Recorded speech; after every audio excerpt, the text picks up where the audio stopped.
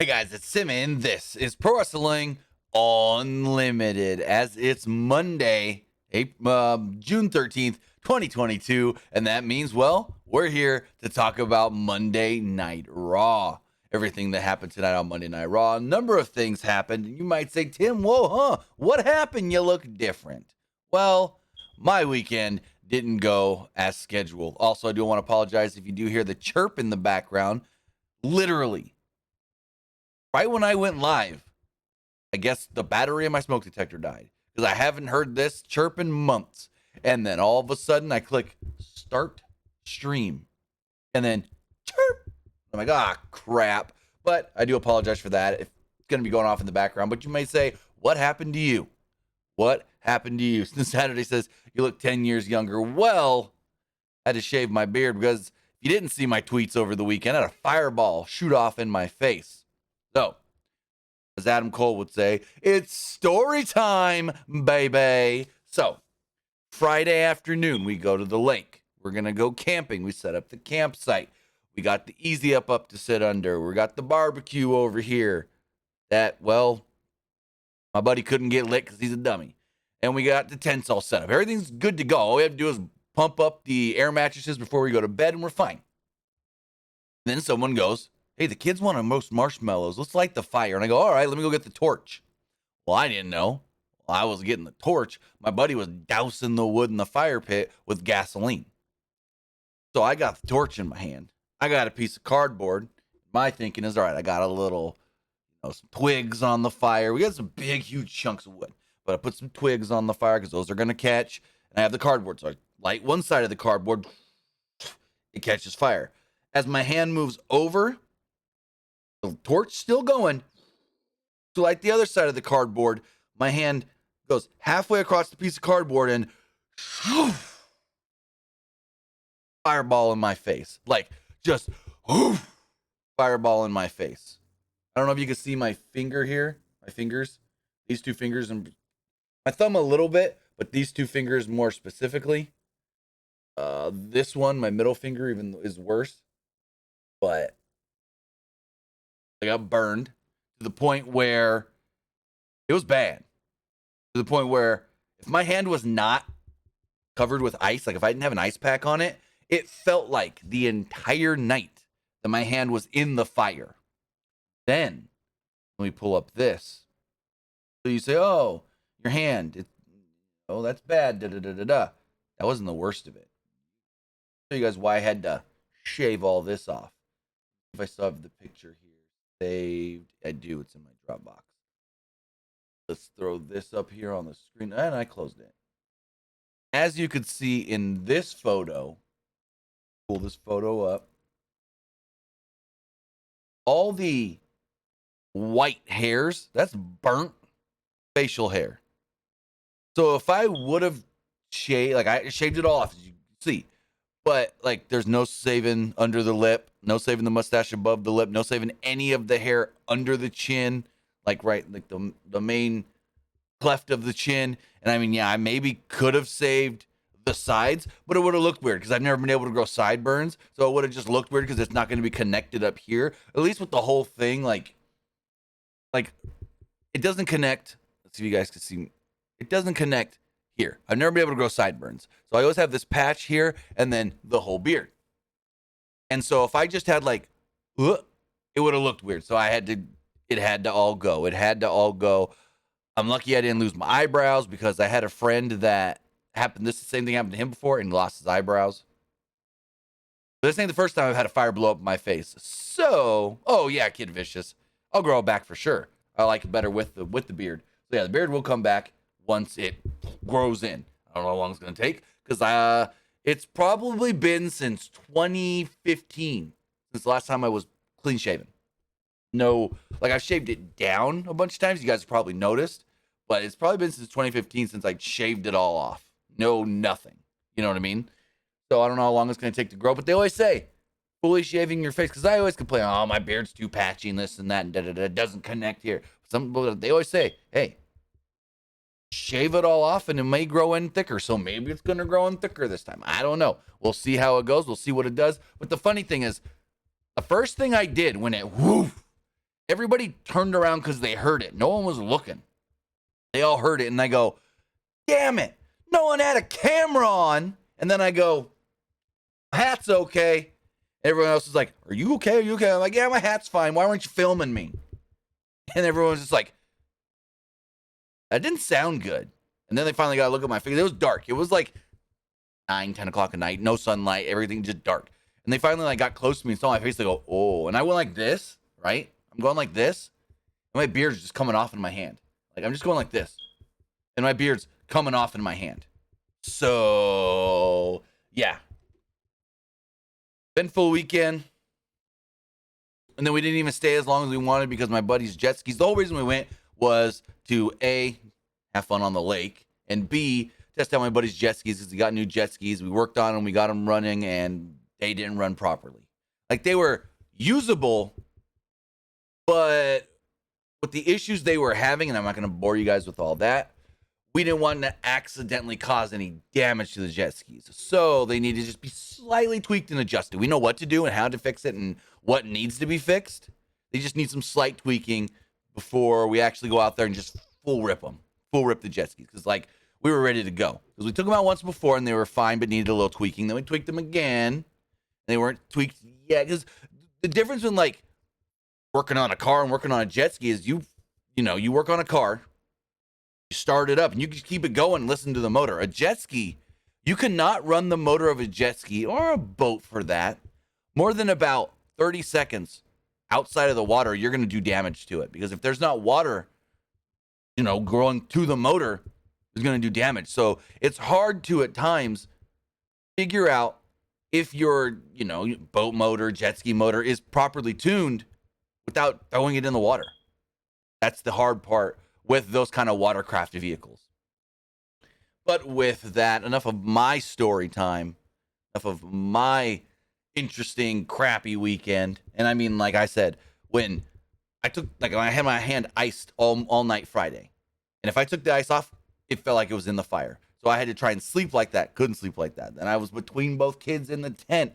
And they were kind of fussy, mainly my daughter. But anyways, Saturday morning, woke up. My hand didn't hurt no more, but I couldn't squeeze more than that.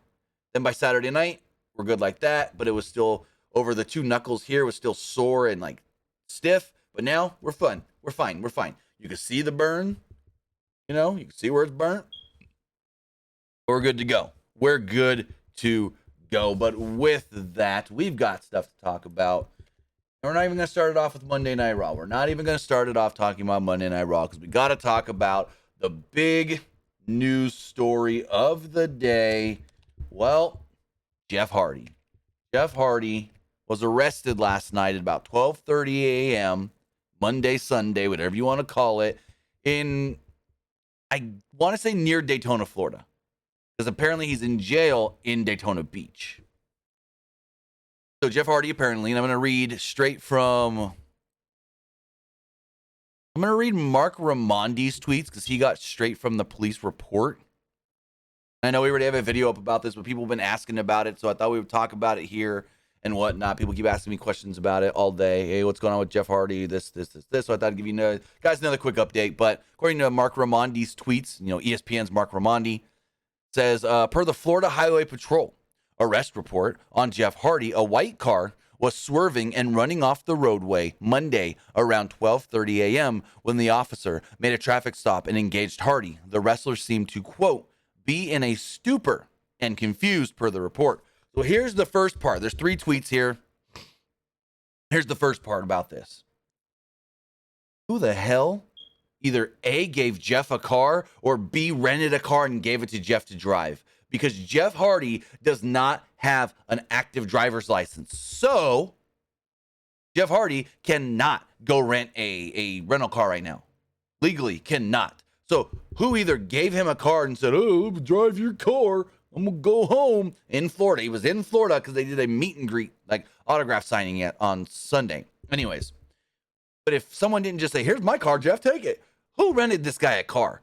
Who got him a rental car under their name? It ain't under his name. And if it is, fire whoever worked at that rental car place. We go on with the tweets. Once he left his car, Hardy was unsteady and smelled of alcohol, per the report. Officers, through conversation, learned Hardy had been drinking. Hardy could not complete any portion of sobriety exercises successfully, quote, or without risk of falling.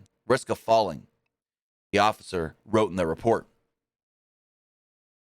Closes out saying, officers administered a breath test, and Hardy's first sample read 0.294 of blood alcohol content. A second sample read 0.291. The legal limit to drive in Florida, 0.08. Hardy was more than 3 times above the blood alcohol level. Here's the thing. Whenever I hear, drunk driving, DUI, I have no remorse. Because I had a cousin that died from a drunk driver. Literally, here's the story. I don't remember exactly how young she was, because I was like maybe 5 at the most when this happened, and I don't remember it. But I've always heard the stories from family. She was a couple years older than me, so maybe 6, 7, 8, somewhere in that time range. I know she wasn't 10 years old or anything. She was maybe a year or two older than me, so if I was 5 or 6, she was 6 or 7. And they were at a friend's house. You know, they were like I don't know exactly, but they were like on the street. One house of a friend was on one side of the street. One house of a friend was on the other side of the street. She was on her bicycle with other kids on one side of the street. Her dad, my uncle, was on the other side of the street talking with people. She apparently started yelling his name. He wasn't responding, didn't hear her across the road. So on her bicycle, she went to cross the street.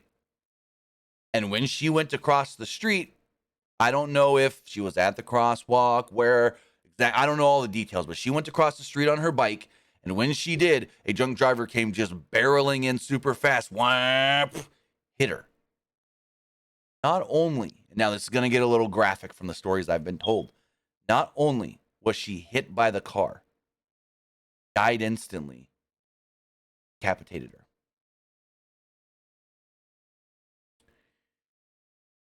So whenever I hear DUI, I have no remorse. I have a cousin that I didn't get to know that died because of a drunk driver that hit her when she was trying to cross the street to get to her father on her bicycle. So when I hear Jeff Hardy for the 3rd time in 10 years, DUI, drunk driving, I say, lock that fucker away.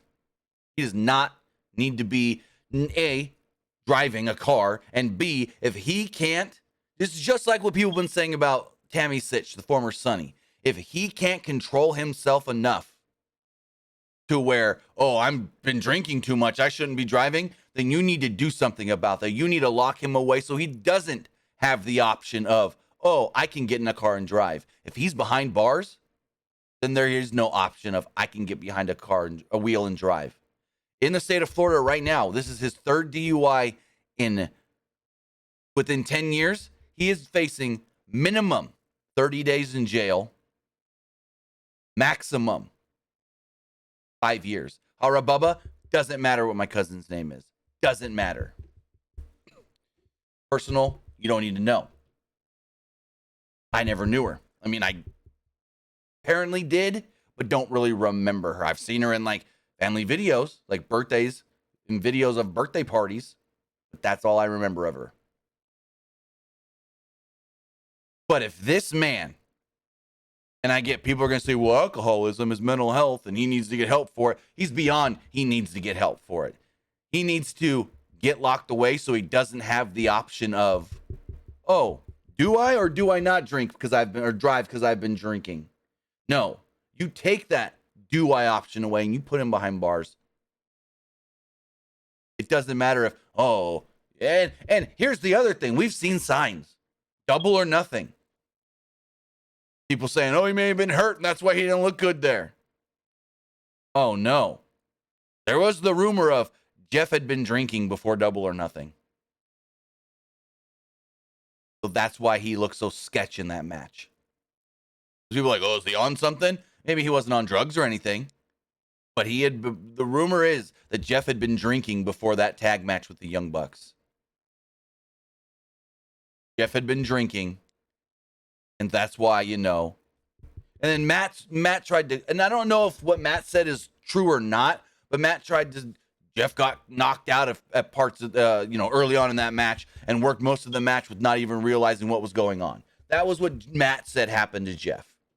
That's why Jeff seemed the way he was in the match. But again, I was told that night, because I said, man, Jeff didn't look good. Is he hurt? Something happened? And all I was told was, well, he had been drinking. I heard he was drinking. So, problem. It's a problem. It needs to get dealt with. And maybe, like I said, severe actions need to get taken. Put the man in jail. Whether that is for the minimum of 30 days, whether that is the maximum of 5 years. Something needs to happen before something drastic actually does happen. And either he or somebody else gets severely hurt or worse.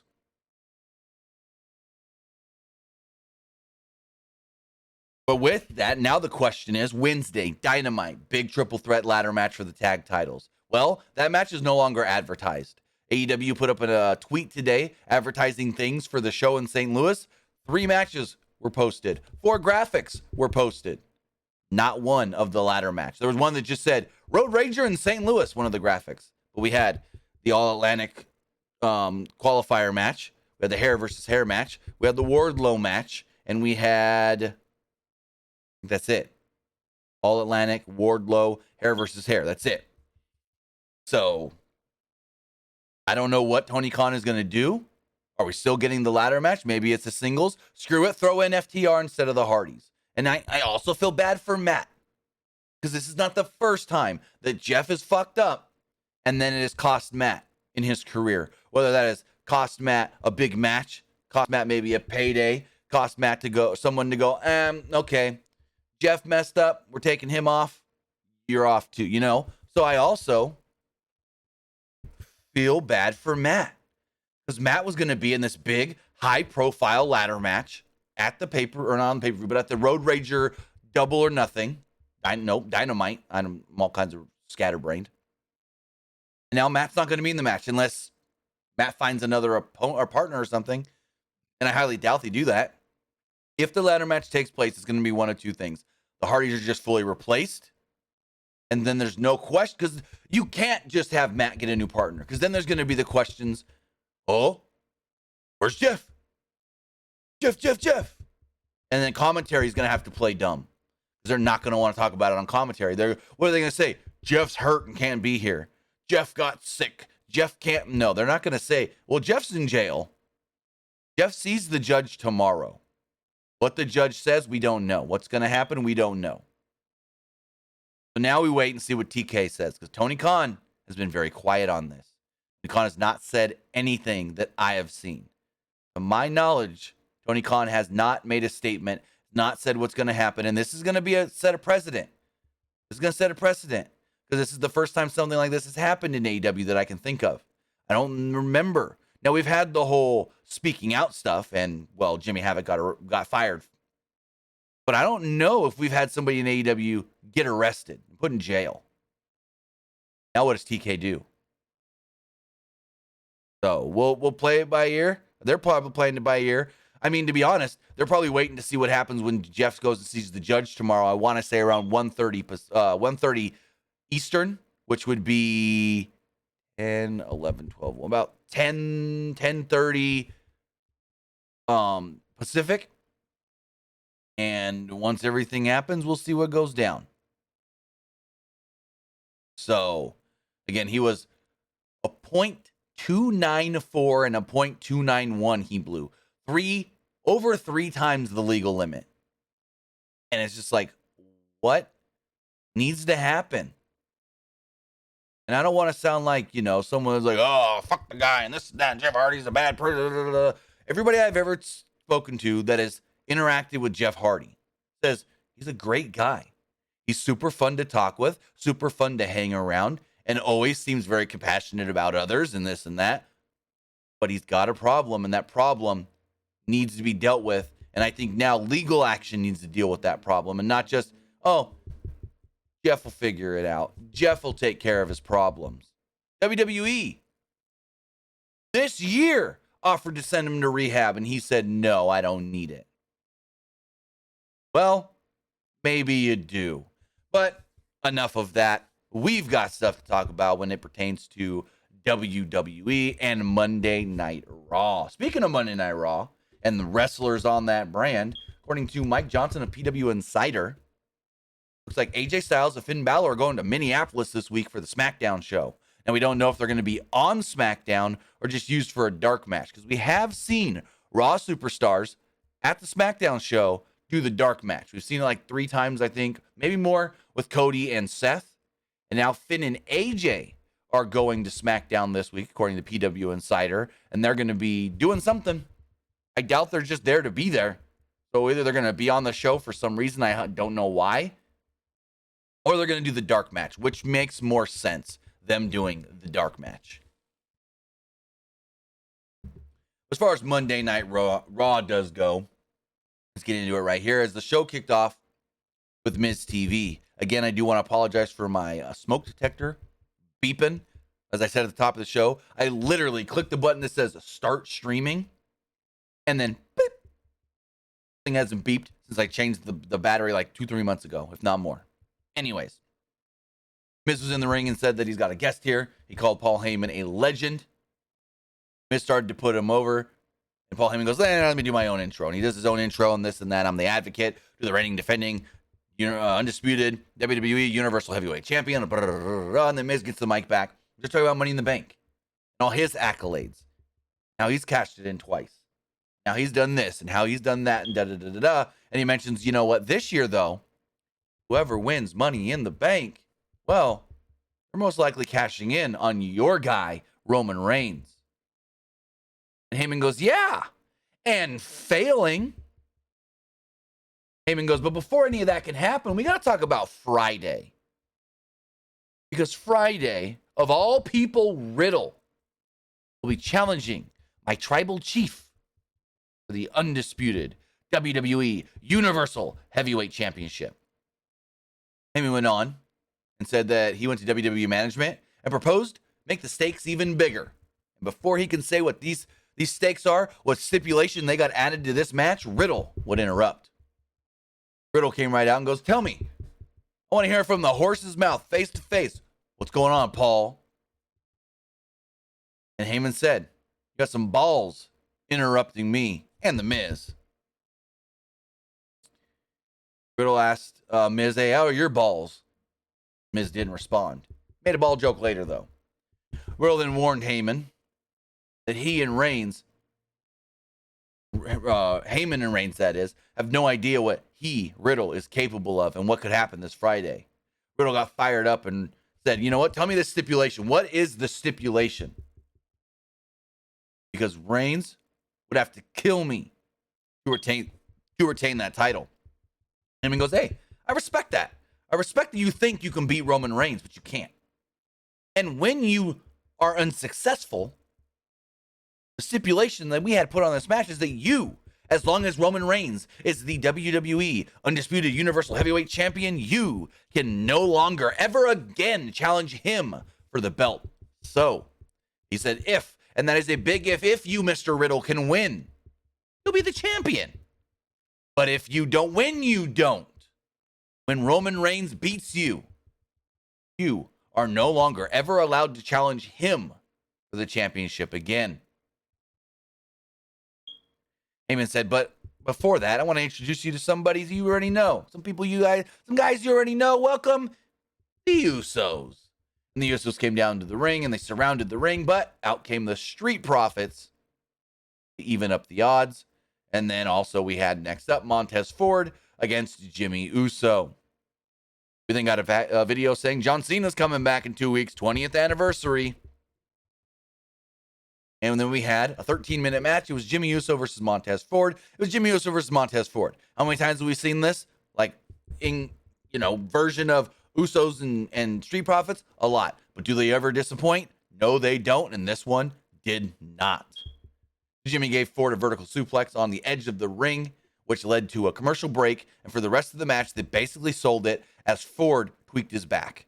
Ford hurt himself and is dealing with a hurt back for the rest of this match. Well, the remainder, most of this match. Back from the break, Ford fought back with the back suplex, and they exchanged strikes until Ford hit an enziguri.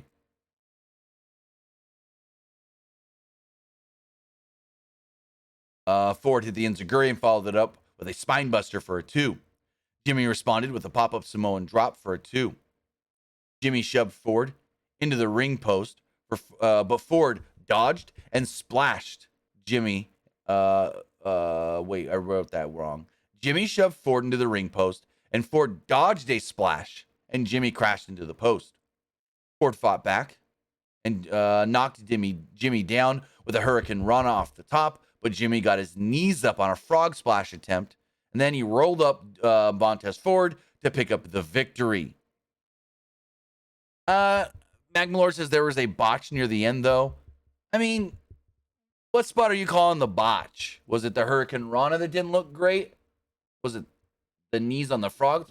I didn't really see a botch myself. Also, Kate Ballard says, does that mean by DQ? I think you're asking about Riddle and Roman. Yeah. If Roman walks out victorious in any way, Riddle can no longer challenge him. Now, there's the caveat there. Roman can retain the belt, but Riddle technically win on a DQ or a count out. So I don't know if that's going to mean, Roman or Riddle wins by DQ, but Roman keeps the belt. I don't know if that means Riddle can challenge again. I don't think so, but I don't think that's how we're going to finish this match anyways. Honestly, Roman's going to beat him, Roman's going to pin him, and then Roman's going to go, look what I did to Riddle. I stacked him, and I smashed him, and I pinned him. Magmore says the Hurricane Rana, yeah. I mean, it didn't look I wouldn't call it a botch. I would just say the Hurricane Rana didn't look great. Hurricane Rana off the top. Whatever. There was then a long video package recapping everything that had gone down with Cody Rhodes and Seth Rollins since Hell in a Cell, the attack last week, and so forth, which led to Kevin Patrick interviewing Seth Rollins. Kevin Patrick sat down with Rollins, and he thanked Seth freaking Rollins for his time. Patrick mentioned what happened last week, and Rollins just laughed. Patrick asked, do you feel any remorse for what you did to Cody Rhodes? Rollins said that he meant every word he said in that ring last week, but he also thought Cody was a virus. Rollins said that he decided to take matters into his own hands. Rhodes was not only a danger to WWE, but he became a danger to himself when he tore his pec. He said Rollins didn't feel remorse. He said, I didn't feel remorse. I felt pride. The American Nightmare was over, and Monday Night Rollins was back. Patrick asked, what's next for you? And Rollins said, well, one of the greatest moments in my career was when I cashed in Money in the Bank. And I think I'm going to top that. Patrick said that he would be able to do that, but he's going to have to defeat AJ Styles first. Because him and AJ were going to fight for a qualifying spot in Money in the Bank. Rollins said that Styles was never and not on his level. If Styles wanted to stand in his way, he may face his fate tonight. Rollins then cackled like a goof until AJ ran in and knocked him off his chair. AJ then said, that's for Cody. So I liked that. The whole interview thing was good. And then I liked, AJ coming in and attacking him and going, hey, you want to talk crap about me now? Let's get going. Also, there's a shot for Cody. We then had a 24/7 title match that never took place. Dana Brooke, Becky Lynch. Both women were in the ring, and before the bell could ring, Becky would attack Dana Brooke. Beat her down all around ringside, stomped a mud hole in her, slammed her on the announce table, threw her in the barricade, and then said, hey, Dana, I don't care about your stupid little 24/7 belt. This was never about that. You can keep that. I don't care. But I'm pissed off. I've got a lot of anger. I'm enraged because how I've been treated recently. Lynch also recalled that the last time she was in Money in the Bank, well, she was robbed, cheated out of the briefcase. She said things are going to be different this year. So she went on to attack Dana Brooke a little more when Asuka would run out to make the save. Met Asuka in the ramp. The two brawled. Asuka jumped in the ring. Alexa Bliss's music would hit. And I liked this. Because if you don't remember, 2018, Becky was climbing the rungs. She had her hand on the briefcase. Alexa Bliss up the ladder, knocks off Becky. Becky falls down, face plants onto another ladder. Bliss grabs the briefcase. So I liked when Bliss's music hits, Becky goes, "Oh, not her." And then Alexa walks past her. And Becky literally goes, You're the one that screwed me last time and cheated me out of the briefcase. And so next up, we did have tag team qualifying match. It was tag team match where both women in the match that won would qualify for Money in the Bank. It was Alexa Bliss and Liv Morgan against Doudrop and Nikki ASH. Doudrop in new gear, no longer blue and gold. Still got the same, superhero outfit, but now it's black and gold instead of blue and gold. I guess you could say, embrace her dark side now. I guess. I don't know. Not much really to this match. It went between 4 and 4.5 minutes. Each team broke up a bunch of covers before Doudrop body slammed Morgan on the outside. Morgan avoided a senton, but Nikki knocked her down with a kick. Nikki took time to brag, so Bliss dropped her with a DDT and then pinned her to pick up the victory. Alexa Bliss, Liv Morgan, they have qualified for Money in the Bank. There's in a recap video, Finn Balor joining Judgment Day last week and the group turning on Edge. We then had an 8.5 minute match that ended in a count out. It was Ezekiel and Kevin Owens. Early on, Owens dodged a flying knee and followed it up with a super kick, a cannonball, and a swanton for a near fall about 30 seconds into the match. No, she doesn't since Saturday. Batgirl wears black and purple. Maybe a little gold on the emblem, but Batgirl's black and purple.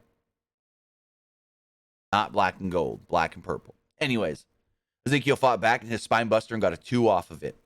Ezekiel got Owens on his shoulders and gave him a dang good looking attitude adjustment on the steps.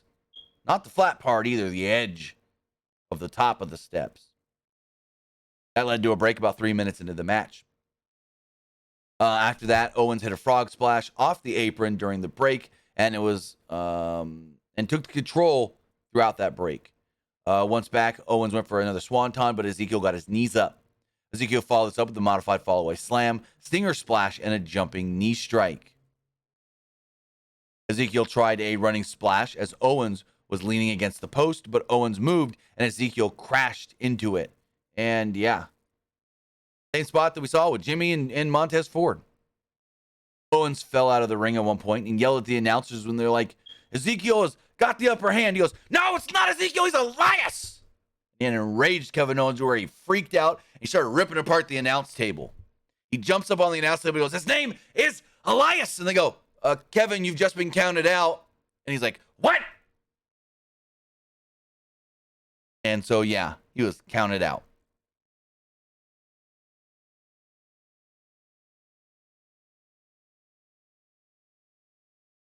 Freaked out. And there we go. After the match, an excited Ezekiel said, I need to speak to all the Zeke freaks. You know, I'm looking ahead to a lot of things that I could do great in my career, like Money in the Bank. But I want to talk about next week. Next week, my big brother Elias is coming to Monday Night Raw. Owens goes, no, he's not. You're a liar because you're Elias. You're always here. And he goes, he may look a little older next week, but he'll be here. And I'm like, okay, how's this going to work? Pre-tape segment in the back? They've taped something before he shaved his hair or beard and cut his hair? Also, Magmore says in Arkham Knight, Batgirl actually had a black and gold suit. Actually, in Arkham Knight, they had multiple different suits, but if you look at the comics and the cartoons, she's primarily black and purple. Primarily black and purple for Batgirl.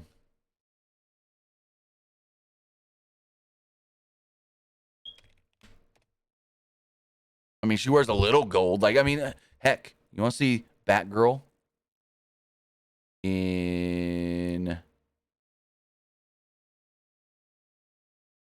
Where is the suit? It was in the new Batgirl movie. It's all like a bluish purple suit with the black or the gold emblem. She always had the gold emblem. But you know, she's always, a lot of times it's black or purple in the comics. And even in like the original like 60s cartoon.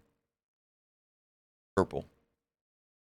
But regardless, I don't know how they're going to do this Elias Ezekiel thing next week. They did announce later in the show that Elias will be on the show next week doing a concert.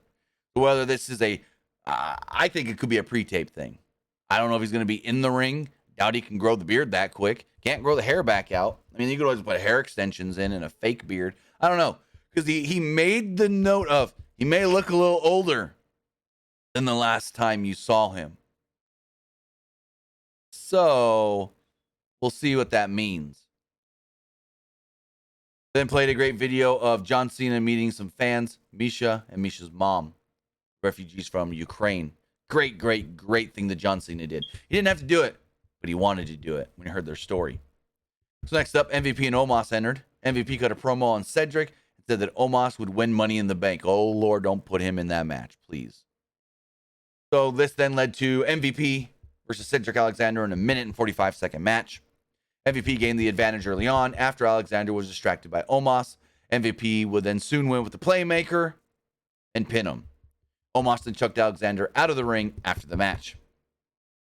In the back, AJ Styles said, the Money in the Bank is the one thing here that has eluded him during his time in WWE, and he wanted it now more than ever. He wanted to win it to spite Seth Rollins after what he did to Cody Rhodes. Styles said that he wasn't on Rollins' level because Rollins was beneath him. Styles was going to show his killer instinct tonight. Elsewhere, Rollins laughed at Styles' sentiment. Rollins dedicated tonight's eventual win to Cody Rhodes. Since Saturday, they're not putting Elias in a match. He's just doing a concert next week. He said it's going to be interesting if they put him in the match. What match? You're talking about Omos and Money in the Bank? Or you're talking about all the Elias stuff still? I don't know. Anyways, qualifier, 15-minute match. This match was great. Seth Rollins, AJ Styles, exactly what you thought it would be for a Monday Night Raw match between these two. Styles dominated until they did one of, an okay spot here. Rollins escaped to the outside. Styles ran after him until he suckered him into the ring and then attacked when he got back in. Rollins followed this up with a suicide dive, sending Styles over the announce table as we went to a break. As we came back, we heard parts of the crowd chanting for Cody. As Rollins stood tall until Styles fought back with some strikes and a facebuster for a 2. Rollins responded with a super kick for a 2 of his own. Styles countered a stomp into a calf crusher, but Rollins got to the ropes to break the hold. Rollins then hit an enziguri, but Styles came right back with a Pele kick. They exchanged strikes and counters until Styles gave Rollins a vertical suplex into the turnbuckle for a 2. Rollins ducked a phenomenal forearm before using a chop block. Rollins set up for a pedigree, and Styles reversed it into a fireman's carry neck breaker for a near fall. Rollins then hit a buckle bomb, but missed on the frog splash. Styles then went for the Styles Clash, and Rollins countered it, cradled him, and picked up the victory.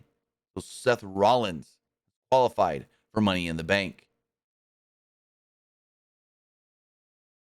That was a great match. Played off a lot of cool spots here. And now Seth will once again be in Money in the Bank. Next up, we had Riddle versus Ciampa with Miz on commentary. God damn, what are they doing with Ciampa on the main roster? Oh, he's just a jobber. Ciampa literally is his position on Raw is no better than Cedric Alexander, I'm just going to say. Which is very unfortunate for one of the most successful guys that you've ever had in NXT.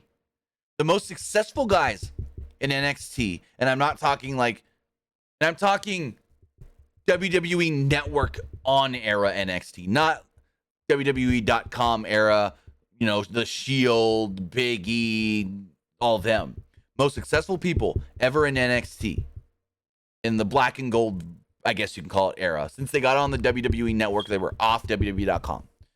Ciampa, Gargano, Adam Cole. Probably the 3 most successful guys, or at least singles wrestlers. Because you could say, FTR, the Revival were very successful down there, and a couple other tag teams and so forth.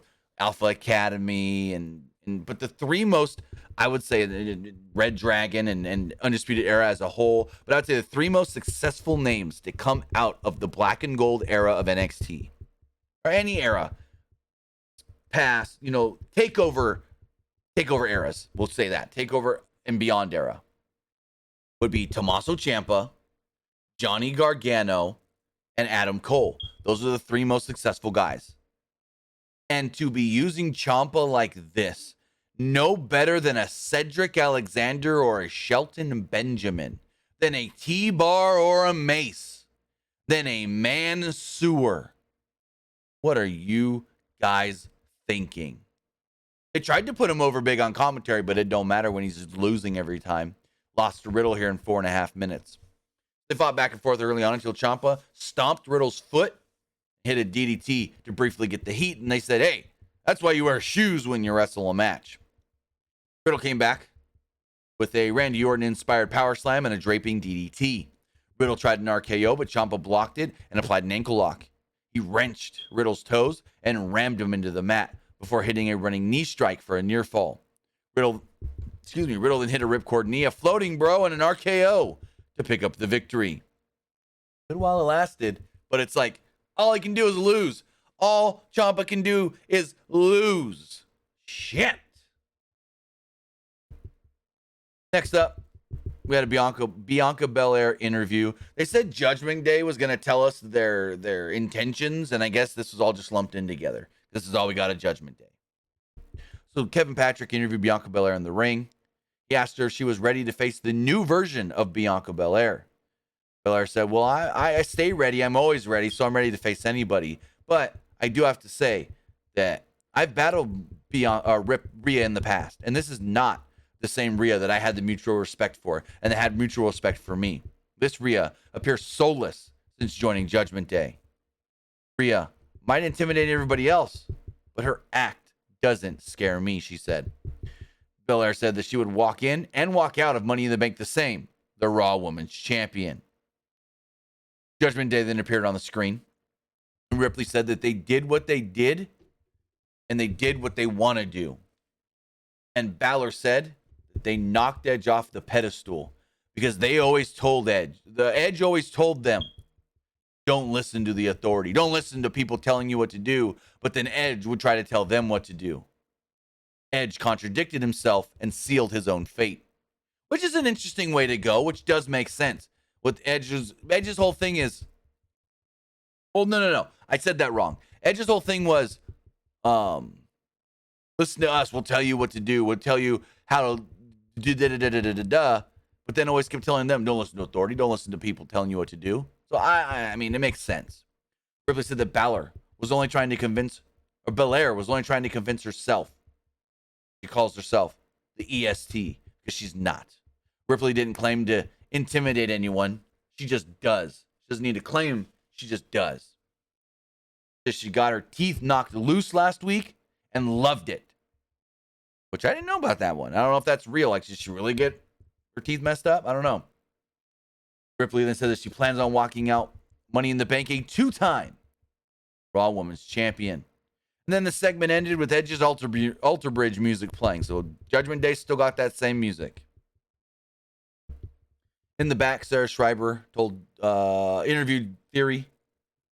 Theory said that he would prove that Bobby Lashley wasn't on his level. Yes, again, someone saying you're not on my level. Theory said that he would prove why he was Vince McMahon's best investment. He also took a shot at John Cena.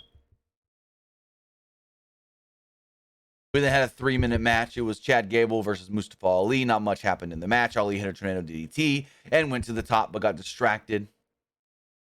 He basically distracted himself by kicking Otis's hand because Otis was trying to pull Gable out of the ring.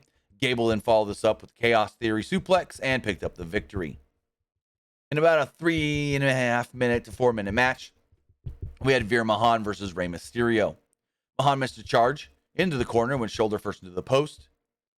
He abruptly stopped selling so he could beat up Dominic at one point, which is kind of funny. Like, he's selling the arm. Oh, my arm, my arm. Dominic, I'll beat you up really fast. Oh, my arm, my arm. Like, what? What? Ray then tried to get the advantage here. as Mahan re-entered the ring, but Mahan hit him with an awkward-looking gutbuster, applied the cervical clutch, and picked up the victory.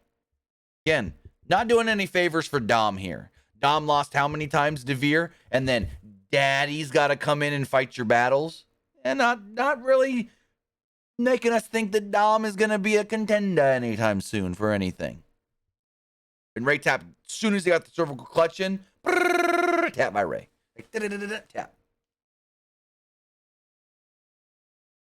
Well, then the next week on Raw, Elias will perform a concert. Also, in a Money in the Bank qualifier, Becky Lynch versus Asuka. I like they're doing Becky versus Asuka, but I don't like that it's a qualifier because I wanted to see both women in the match, and then while in the match, screw each other. You know, Becky go for the briefcase, Asuka pull her down. Asuka go for the briefcase, Becky pull her down. And then keep going and going and going, and eventually get too frustrated with it. You know what I mean? Yet, who's on the poster? I know most of the times who's on the poster doesn't matter with WWE, but who's on the poster for Money in the Bank? Oh, it's Seth and Becky. What if Seth and Becky both win the briefcases? That would be really cool. First husband and wife to win Money in the Bank. Like, consecutively in the same year. They've already done the Becky Seth champions together. Now let's do Becky Seth Money in the Bank together. I'm down for it. As we went on to our main event segment, it was a pose down between Theory and Bobby Lashley. This was what's the word I'm looking for? Facilitated, I guess you could say. Not facilitated. Hosted. That's not the right word. This was, maybe it is facilitated, but what's his name?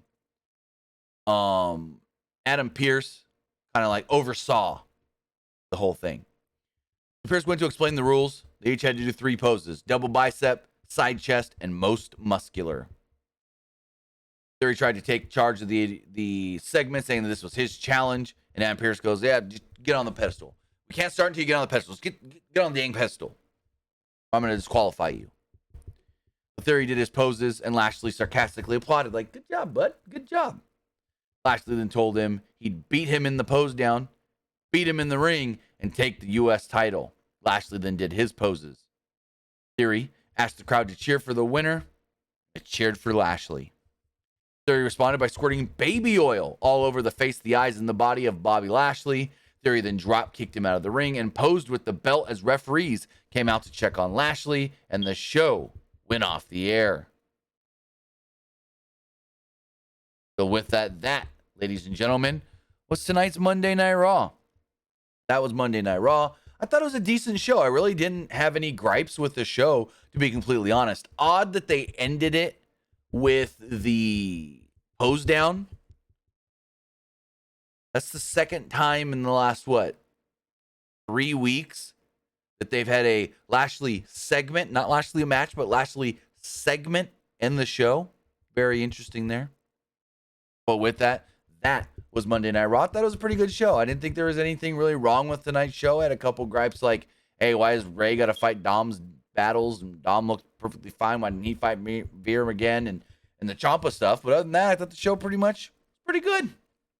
Pretty good. But now you know what I thought of tonight's Raw. Now it's time to hear what you guys thought of tonight's Monday Night Raw. Before we do go to the polls, I gotta tell you that you can let me know what you thought by texting in to 510-906-1341. Again, that's 510-906-1341.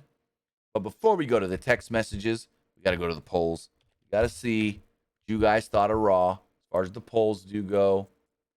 First off, as far as the Twitch poll does go, 86% liked the show, 7% thought it was just all right, and 7% did not like Raw. As far as the Twitter poll does go, 56% liked the show, 28% thought it was just all right, and 16% did not like Raw. Finally, the YouTube community poll. Pull that up here, refresh it.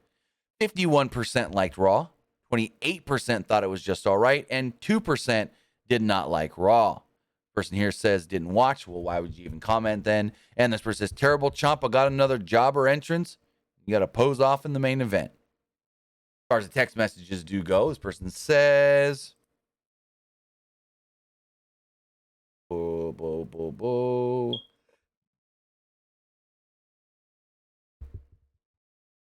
This person says, do you think it's good they're using Miz TV to continue Riddle's feud with Roman? Also, is AJ the second person to counter the stomp? I don't know how many people have countered the stomp. I've seen multiple people counter the stomp. I don't think he's just the second. We've seen him countered before. As far as Miz TV does go with Riddle, it really doesn't matter. It was a way to get Heyman over to Raw and so forth, I guess. This person says, what do you is going on? What do you is going on AJ Styles with him? What do you think is going on with AJ Styles with him losing so many matches? I don't really know. I'm kind of scratching my head on that as well. Kind of baffled. Because it's like with Becky and Asuka, I thought both would end up in Money in the Bank. With Seth and AJ, I thought both would end up in Money in the Bank as well. They're not. So I don't know what they're going to do. Versus says, who do you think will face Roman at SummerSlam? We already know it's going to be Randy Orton. It's been the plan for like 2 months now. Versus says, do you think Bianca Belair will have enough to really? Who talks like this? No offense, texter. Do you think Bianca Belair will have enough tenacity to walk out? Yes, she's going to walk out Raw Women's Champion. Bianca Belair is not going to lose the title to Rhea Ripley. Says, I agree. Would be surprised. I agree. I wouldn't be surprised if they use a Elias stand-in like with Kane on Man. Well, with Kane, it was easier because you had a mask. Fake Kane.